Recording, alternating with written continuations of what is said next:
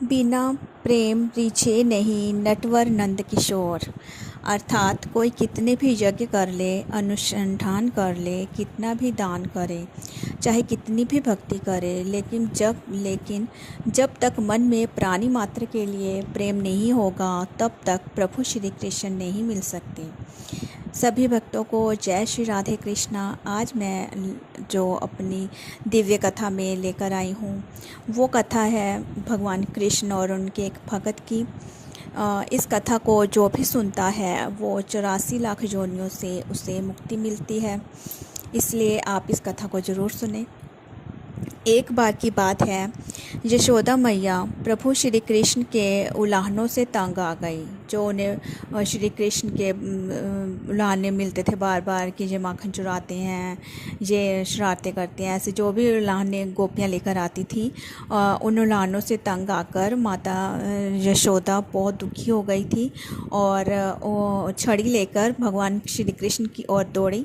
जब प्रभु ने अपनी मैया को क्रोध में देखा तो वह अपना बचाव करने के लिए भागने लगे। भागते भागते श्री कृष्ण एक कुम्हार के पास पहुँचे। कुम्हार तो अपने मिट्टी के घड़े बनाने में व्यस्त था, वो मिट्टी बना रहा था, उसमें अपने कामों में व्यस्त था। लेकिन जैसे ही कुम्हार ने श्री कृष्ण को देखा तो वह बहुत प्रसन्न हुआ। कुम्हार जानता था कि श्री कृष्ण साक्षात परमेश्वर हैं। तब प्रभु ने कुम्हार से कहा कि कुम्हार जी, आज मेरी मैया मुझ पर बहुत क्रोधित हैं। मैया छड़ी लेकर मेरे पीछे आ रही है, आप मुझे छुपा लो। तब कुम्हार ने कहा कि भगवान कृष्ण से कहा कि एक बड़े मटके के नीचे आ जाओ, और कुछ ही क्षणों में मैया यशोदा भी वहां आ गई और कुम्हार से पूछने लगी कि कुम्हार जी, आपने मेरे कन्हैया को कहीं देखा है? तो कुम्हार ने कहा कि नहीं मैया, मैंने कन्हैया को नहीं देखा।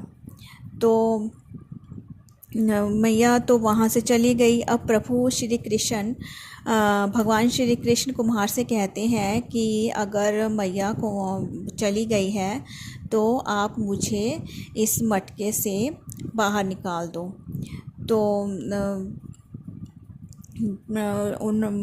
तो कुम्हार कहता है कि कुम्हार बोला कि ऐसे नहीं प्रभु जी, पहले मुझे 84 लाख योनियों के बंधन से मुक्त करने का वचन दो। भगवान मुस्कुराए और ठीक है कि मैं तुम्हें 84 लाख योनियों से मुक्त करने का वचन देता हूँ, अब तो मुझे बाहर निकाल दो।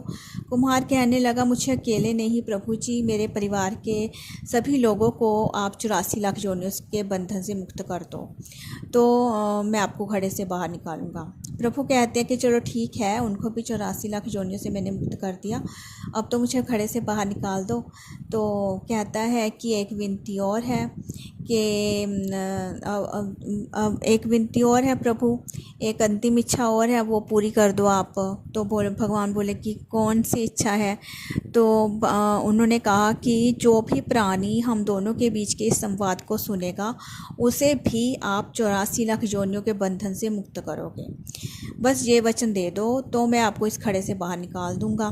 कुम्हार की प्रेम भरी बातों को सुनकर प्रभु श्री कृष्ण बहुत खुश हुए और कुम्हार की इस इच्छा को पूरा करने का वचन दिया। फिर कुम्हार ने भगवान जो बाल रूप में थे भगवान कृष्ण को खड़े से बाहर निकाल दिया, उनके चरणों में प्रणाम किया, प्रभु जी के चरण धोए और चरणामृत पिया, अपनी पूरी झोंपड़ी में चरणामृत का छिड़काव किया और प्रभु के गले लगकर इतना रोए कि प्रभु में ही विलीन हो गए।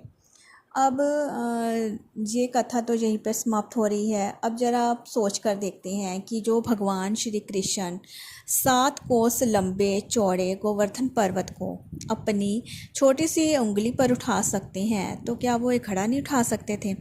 लेकिन बिना प्रेम रिझे नहीं नटवर नंद किशोर। अर्थात हम कितने भी यज्ञ कर लें, कितनी भी पूजा पाठ कर लें, तब जब तक हमारा भाव सच्चा नहीं है, तब तक प्रभु रिझते नहीं हैं। अर्थात प्रभु तभी हम पर प्रसन्न होते हैं जब हमारा प्रेम भाव उत्पन्न होता है। अतः हमें प्रभु की भक्ति जो है वो सच्चे मन से करनी चाहिए। हम चाहे जितना भी दान कर लें, कितनी भी भक्ति कर लें, लेकिन जब तक मन में प्राणी मात्र के लिए प्रेम नहीं होगा, प्रभु के लिए प्रेम नहीं होगा, तब तक भगवान नहीं मिल सकते। आशा करती हूँ आपको ये कथा अच्छी लगी होगी। कथा छोटी थी पर इसका जो अर्थ है वो बहुत गहरा था। इस तरह मैं आगे भी ऐसी छोटी छोटी कथाएं आपके लिए, दिव्य कथाएं लेकर आती रहूँगी। अगर आपको ये वीडियो अच्छी लगी तो वीडियो को लाइक करें, चैनल को सब्सक्राइब करें। जय श्री कृष्ण, जय श्री राधे।